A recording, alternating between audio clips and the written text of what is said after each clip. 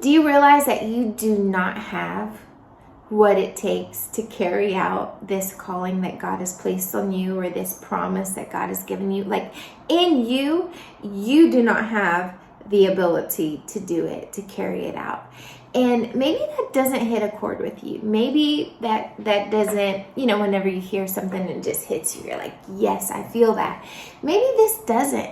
The fact that you are unable, that you are incapable. And maybe you just need to pray and ask God to reveal to you how incapable you actually are. Like, maybe that's just a revelation that you need from God. Maybe you've been in ministry for so many years. Maybe you've been very successful in kind of everything you've put your hands to, and you need reminded about your inability, about how human you actually are, how finite you actually are. But maybe speaking about inability, or just it being impossible, this work that God's placed on you, this calling, maybe that does hit a chord. Maybe that is something that resonates in you. And maybe you think, man, I have found a bosom buddy in Abraham. I feel him. I feel that completely. But I think that's a good thing, because you know the story. You know that God brings to fruition this promise that he gave to Abraham, and he did it in such a way that is impossible for man. And I think that gives us hope. Those of us who feel that, who believe that, who are walking in the incapabilities that we have, the weaknesses that we have, that brings us so much hope, because he works like that. That is like, in his kingdom, that's how he operates, in the impossibilities.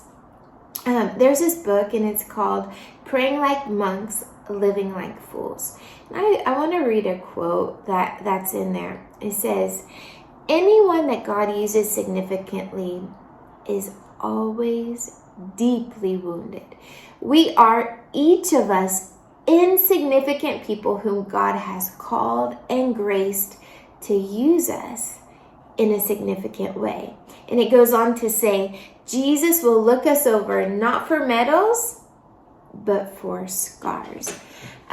Being scarred, having a limp, maybe you've heard it in that way. Have you noticed that it is almost just like mandatory in this calling that God's placed on us for being in the ministry, or being missionaries, or just being ministers of the gospel? It's like having a limp, being scarred. It's almost like it's mandatory, because that's how he works. And I feel like at this point in my life, this is just a point that I'm living out, of just being incapable. And I think that if I were to have a hashtag for my life, I would feel the most that what we're doing, that this hashtag would be like hashtag incapable. I say that not having a pity party, not feeling sorry for myself, nothing like that, but it is just a matter of fact. And anywhere but here, God, Lord, any language but this language, any community but this community, God, I would be so much more able. I would be so much more effective. Not them, not here, not that culture, not this position, not this ministry. But yet God puts us exactly where he wants us. This pastor told us over the summer, he said, you know that God has better people he could use than you, but he called you.